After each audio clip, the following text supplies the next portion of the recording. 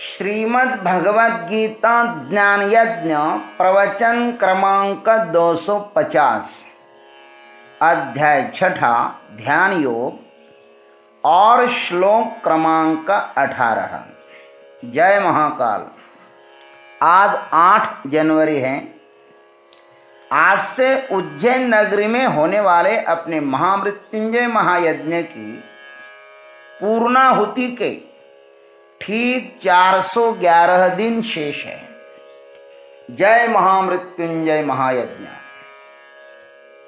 ओम त्र्यंबकं यजामहे सुगंधिं पुष्टिवर्धनम् उर्वारुकमिव बन्धनान् मृत्योर्मुक्षीयमामृतात्।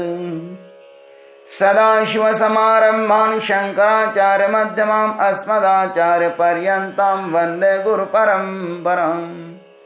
वसुदेवसुतं देवं कंसचाणूरमर्दनं देवकी परमानन्दं कृष्णं वन्दे जगद्गुरुम्। ओम तत्सत्। भगवान श्री कृष्ण परमात्मा अब तक योग के अंग को शुचौ देशे प्रतिष्ठाप्य इस श्लोक से लेकर और फल को योगो भवति दुःखः इस श्लोक तक उन्होंने योग के अंग को बताया। अब भगवान इस योग का साधक समाधिस्थ कब होता है उसके विषय में कहते हैं। आइए हम लोग भगवान की भाषा में सुनते हैं। यदा विनियतं चित्तम् आत्मन्नेवावतिष्ठते निःस्पृहः सर्वकामेभ्यः युक्तः इत्युच्यते तदा। यदा विनियतं चित्तम आत्मनि एव अवतिष्ठते, जिस समय अत्यंत वश में माने एकाग्र किया हुआ चित्त अपने आत्म स्वरूप में ही स्थित हो जाता है, सर्व कामेभ्यः निःस्पृहः और स्वयं ही समस्त कामनाओं से निष्पृह हो जाता है, तदा युक्तः इति उच्यते। उस काल में उस योगी को समाहित माने योग युक्त कहा जाता है। आइए सद्गुरु के आशीर्वाद से इस पर थोड़ा चिंतन करते हैं। यदा विनियतं चित्तम आत्मनि एव अवतिष्ठते। उपर्युक्त श्लोक में वर्णित दुख से मुक्त साधक का चित्त अपने आप एकाग्र हो जाता है। जिस चित्त की हर दिन सफाई होती है ना, वह सदैव स्वच्छ ही रहता है। अशुद्ध चित्त में अनेक तरह के विक्षेप रहते हैं, जिसके कारण वह दुखी होता है। अपने चित्त की ओर दुर्लक्ष्य करने से वह दूषित होता है। अतः योगाभ्यास से उसको हर दिन स्वच्छ करना चाहिए। जिस तरह तन को स्वच्छ करते हैं, उसी तरह मन को भी हर दिन स्वच्छ करना चाहिए।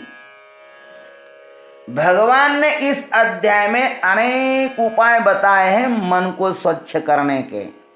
मच्चित्तो युक्तासीत मत्परः यह भी कहा है, और 17वें श्लोक में 5 बातें भी बताइए भगवान ने। भगवत स्मरण के साथ आहार विहार भी शुद्ध होना चाहिए। अंतःकरण जब नियंत्रित हो जाता है,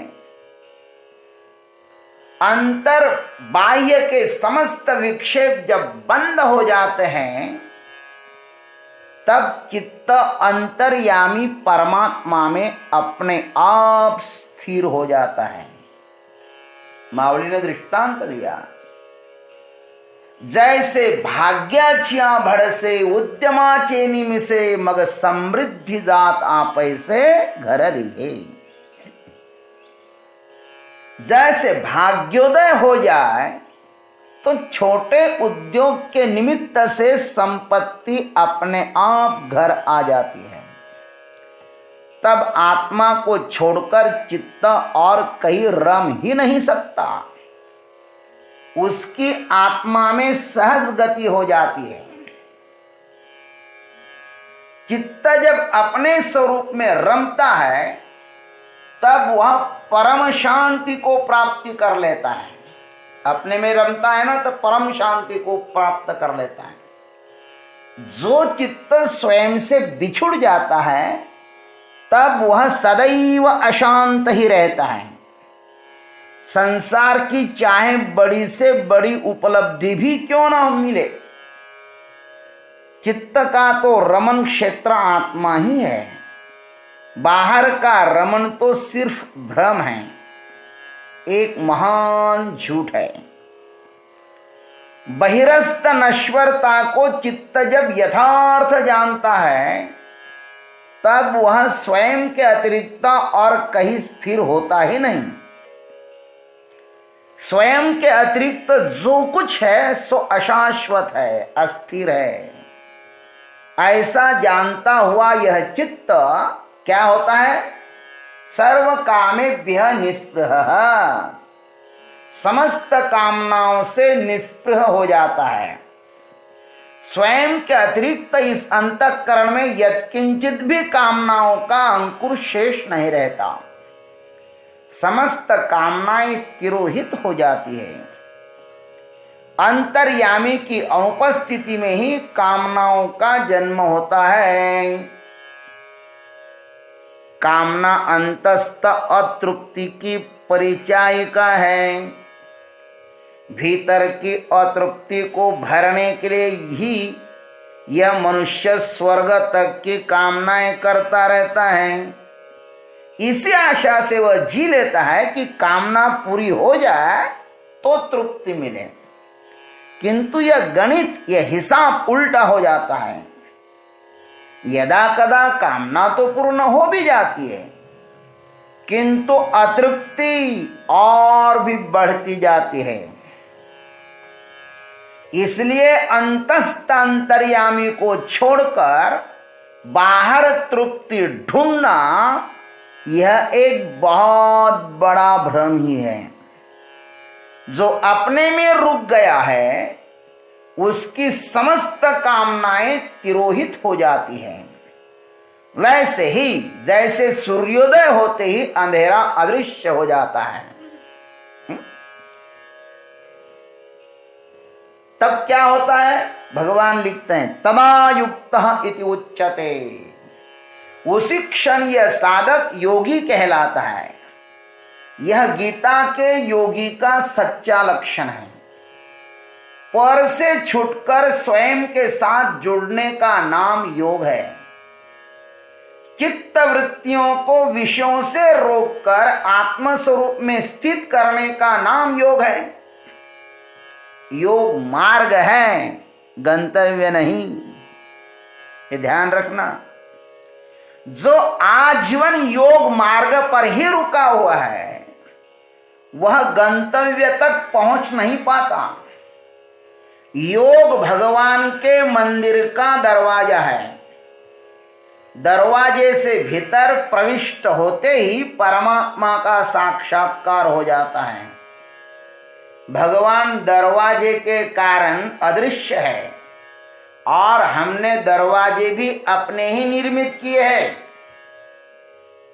अपने अपने दरवाजे बनाए हमने। किसी ने लोहे का बनाया है, किसी ने पत्थर का बनाया है, किसी ने लकड़ी का बनाया है। पता नहीं कैसे कैसे दरवाजे बना के रखे हैं। किसी ने तो ऐसे बनाया कि दरवाजा खुलता ही नहीं।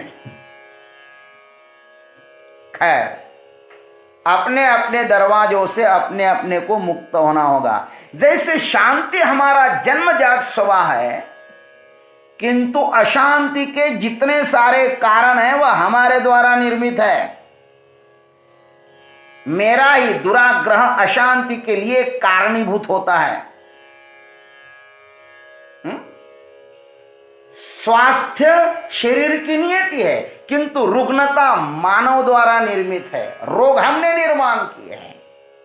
स्वस्थ शरीर तो महाराज भगवान ने दिया है। असंतुलित अनियमित जीवन ही रुग्णता का कारण हो जाता है। जो साधक नियति के अनुरूप चलता है वह कोई भी अशांति का कारण निर्मित नहीं करता है। नियति के अनुरूप चलो और वही व्यक्ति अपने स्वभावगत शांति को प्राप्त होकर आत्मा से सुव्यवस्थित हो जाता है, आत्मा में रमण करने लगता है, आत्मा में स्थित हो जाता है। ऐसे महापुरुष को ही भगवान यहां पर योग युक्त कहते हैं। हा? ऐसे महात्मा को यहां पर भगवान ने युक्त इत्युच्यते तदा, ऐसा ही व्यक्ति समाधिस्थ हो सकता है, अन्य नहीं। ओम तत्सत। जय गुरुदेव, जय जगदीश्वर, जय जय महाकाल। श्रीमद् भगवद गीता ज्ञान यज्ञ प्रवचन क्रमांक 250, अध्याय 6 ध्यान योग और श्लोक क्रमांक 18। जय महाकाल। आज 8 जनवरी है।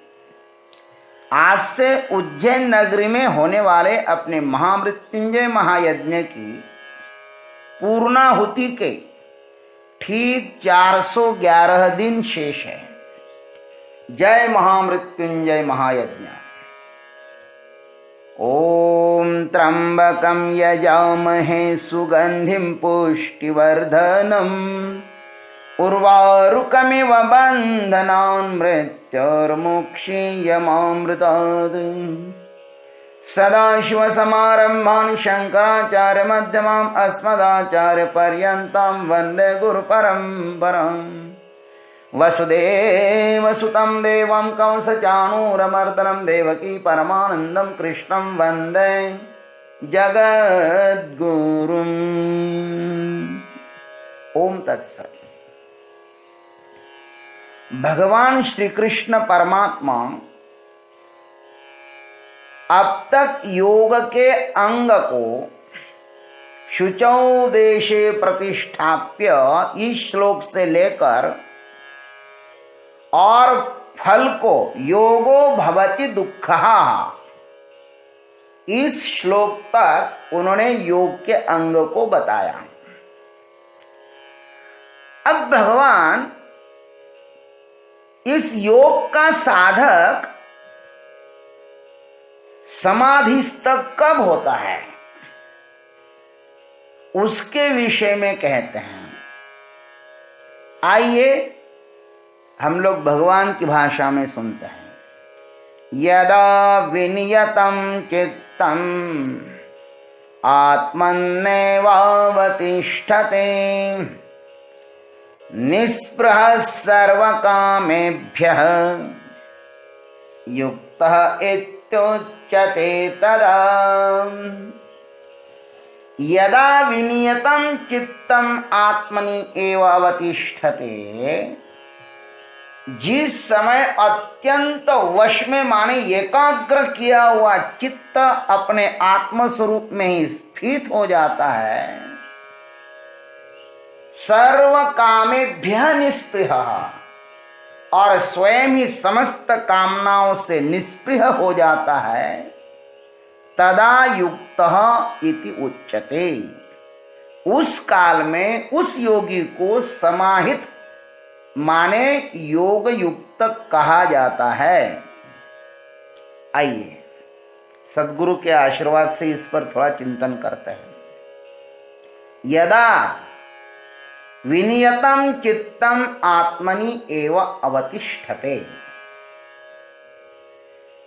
उपर्युक्त श्लोक में वर्णित दुख से मुक्त साधक का चित्त अपने आप एकाग्र हो जाता है। जिस चित्त की हर दिन सफाई होती है ना, वह सदैव स्वच्छ ही रहता है।